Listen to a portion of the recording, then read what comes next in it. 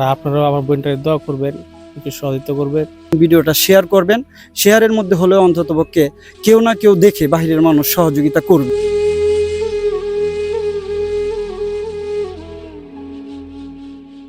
বিসমিল্লাহির রহমানির রহিম। শরীফা আপার ঘর এখন লক করা আছে, তালা মারা আছে, কারণ উনি পিজি হাসপাতালে ভর্তি। তো পিজি হাসপাতালে ভর্তি উনি হলো শরীফা আপার ভাই। উনি গতকালকে রাত্রে গেছে যে ওনার এখন অপারেশন লাগবে, পাও কেটে ফেলতে হবে, প্রায় 25,000 টাকা লাগে। তো 25,000 টাকা ওনাদের কাছে নাই। আগেও অনেকে সাহায্য সহযোগিতা করছে, যেমন প্রবাসী ঐক্য মানব কল্যাণ সংগঠন পশ্চিম চাতক, তো ওনারাও সহযোগিতা করছে। এই সহযোগিতা টাকা দিয়ে কিছু চিকিৎসা করছে।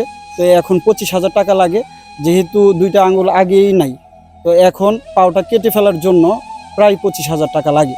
তো উনি গতকাল রাতে যাওয়ার পরে আমাদের প্রবাসী ভাই টিটু, আমাদের মোহাম্মদদিনান মানব কল্যাণ সংগঠনের পক্ষ থেকে উনি 10,000 টাকা ম্যানেজ করছে। আর উনি এলাকাতে বাইর হইয়া প্রায় 4,250 টাকা ব্যবস্থা করছে। তাছাড়াও আরও অনেক টাকার প্রয়োজন। তো আমাদের এই ভিডিওটা আপনারা যারা দেখতেছেন সবাই শেয়ার করবেন, কারণ আমাদের এই ভিডিও শেয়ার হয় না তত বেশি একটা, যে কারণে বাহির থেকে সহযোগিতা আসে না। তো আপনারা যদি কিছু না পারেন অন্ততপক্ষে দোয়া করবেন, ভিডিওটা শেয়ার করবেন। শেয়ারের মধ্যে হলেও অন্ততপক্ষে কেউ না কেউ দেখে বাহিরের মানুষ সহযোগিতা করবে। আর ওনার জন্য বিশেষ করে দোয়া করবেন। তো প্রবাসী ভাই টিটু অনেকের সাথে যোগাযোগ করছে।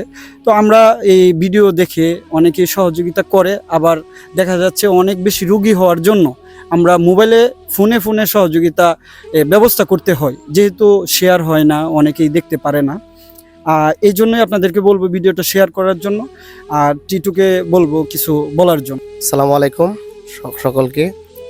তো আমার এই মামাতো বোন, যিনি পাওয়ার সমস্যা, এর আগে একটা ভিডিও করা হয়েছিল, তখনও আমি বলছিলাম সবার কাছে আমি সহযোগিতা চেয়েছিলাম। তো বিশেষ করে গতকালকে আমি সন্ধ্যার দিকে আমার মামাতো ভাই আরজাহান এবং আমার আরেক মামাতো ভাই রফিক, ওরা দুইজনে যায় ইনানবোর্ড যাওয়ার পরে দেখা কথাগুলি আমি শুনতে পাই উনি নাকি পিজিতে ভর্তি আছে, মানে ওনার পাটা মানে কেটে ফেলা হবে আর কি, এরকম একটা সিদ্ধান্ত নিচ্ছে। এরকমভাবে সবাই যদি আপদে বিপদে সবার পাশে থাকি, ইনশাল্লাহ কোনো কাজেই আমরা পিছু টেনে থাকবো না, ইনশাল্লাহ এগিয়ে যেতে পারবো আর কি।